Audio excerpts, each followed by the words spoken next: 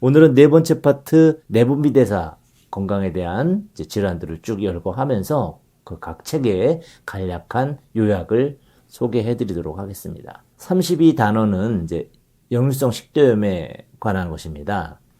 역류성 식도염 환자가 굉장히 많죠. 야식이라든지 또는 이제 스트레스라든지 음주 또 수면에 대한 부분들 때문에 역류성 식도염이 많이 생기고 있습니다. 더군다나 저희가 우리 무슨 불닭 뭐 이런 식으로 해서 그 마라맛 이런 것들이 대유행을 하고 있지 않습니까? 이런 것들이 역류성 식도염의 원인이 되어서 점점 환자가 늘고 있는 추세죠. 역류성 식도염의 대표적인 증상은 속쓰림, 가슴 답답함, 이제 그런 것들이죠. 위산이 위로 올라오기 때문입니다.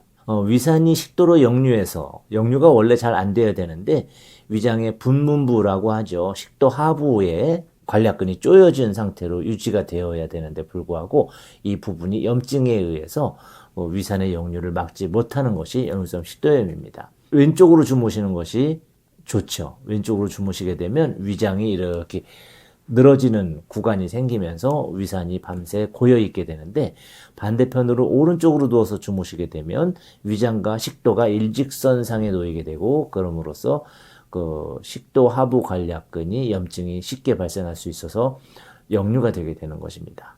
왼쪽으로 주무시게 하는 이유가 이런 것인데 한방에서는 이제 위장 기능 자체에 대한 부분 물론 이제 식이에 의한 여러분들이 야식이라든지 그 매운맛에 대한 이제 관리가 또 필요하시긴 합니다만 네, 치료 입장에서는 이제 위장 기능 강화를 제일 순위로 하게 되고 그러면서 이제 비기라든지 위장의 기를 순환하게 되면 이제 스트레스에 의한 역류성 식도염까지 같이 잡을 수가 있겠습니다. 역류성 식도염과 마찬가지로 위장을 괴롭히고 있고 또 위암으로 이제 전이될까봐 걱정을 많이 하는 병들이 있죠. 위축성 위염과 이제 장상피 화생이 있겠습니다. 위 점막이 얇아지면서 이제 생기는 것들이거든요.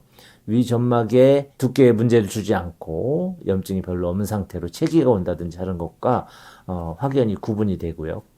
초기의 증상이 거의 없으면서 이제 그냥 좀 속쓰린다든지 또는 이제 더부룩하다든지 이런 증세를 이제 동반하게 됩니다.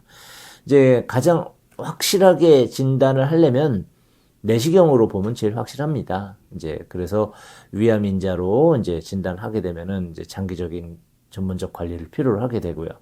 한방에서 위축성 위염 같은 경우 장상피 화생은 굉장히 치료가 잘 됩니다. 한약을 먹고 아직 이제 위암으로 전이되기 전에 위장의 기능이 약해져 있는 상태이기 때문에 위축성 위염이나 장상피 화생이 있는 줄 모르고 있는 분들도 그냥 한약 보양 중에 요새 위장이 안 좋으니 위장 보강약 좀 해주세요 하신 분들은 쉽게 증상이 사라지게 되거든요. 그리고 실제로 저희가 내시경으로 재진을 해서 확인했을 때도 완전히 사라지는 환자들을 많이 보게 됩니다. 그래서 저희 한방에서 특히 장점이 있는 질환이므로 위축성 위염이라든지 장상피 화생이 있다면 가까운 한방 의료기관에서 위장 기능을 회복하고 위음을 보충한다고 합니다. 위장이 좀 더 촉촉해지고 결국 위 점막이 얇아져 있는 부분이 두터워져야 되잖아요. 이제 그런 약재들이 있기 때문에 그런 한약을 복용하시고 그런 한약을 복용하시게 되면 보통은 1년에 한 번씩 매년 한 번은 드신다 생각하고 드시는 거 좋습니다. 아무래도 음식이라는 것은 지속적인 섭취를 통해서 위를 계속 자극하는 부분이고 이미 장상피 화생이나 위축성 위염의 수준까지 가셨다면 1년에 한 번씩 드신다면 나는 항상 위장에게 보약을 한 번씩 먹이는 거야 라고 생각을 하시면 좋을 것 같습니다. 연이어서 34단원 장상피 화상인데요. 뭐 아시겠지만 그 위 점막이 장처럼 바뀌었다. 그래서 장상피로 이제 변했다라는 뜻입니다. 위축성 위염과 장상피 화생을 같은 테두리에서 잘 얘기하는 경우는 두 개가 거의 같은 병이라고 이해하셔도 될 것 같고 동시에 발생하게 되기도 합니다. 아직 장상피 같은 모양을 보이지 않았을 때 이제 위축성 위염이고 이제 보이게 되면 장상피 화생으로 진행이 됐다라고 보이고 그래서 같은 뭐 속쓰림, 더부룩함 정도의 이제 증상을 보이시게 되죠. 헬리코박터 균에 대해서 이제 언급을 하면서 이제 얘기를 하게 되는데 과연 헬리코박터가 그 원인이냐 아니면 결과냐라는 부분을 생각해 볼 필요가 있습니다. 헬리코박터라는 것이 결국은 항생제로 잡는 거거든요.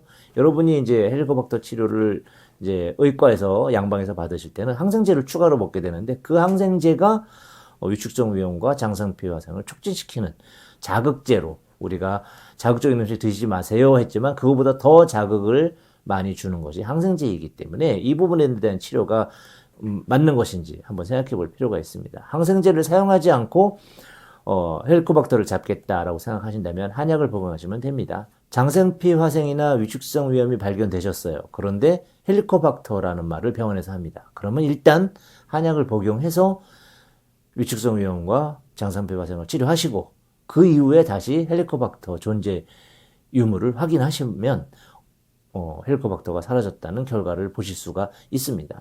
그러니까 먼저 항생제를 쓰실 것이 아니고 한약을 이용해서 헬리코박터까지 같이 잡으신다면 장생피 화생과 위축성 위염을 함께 정복하실 수 있으리라고 생각합니다.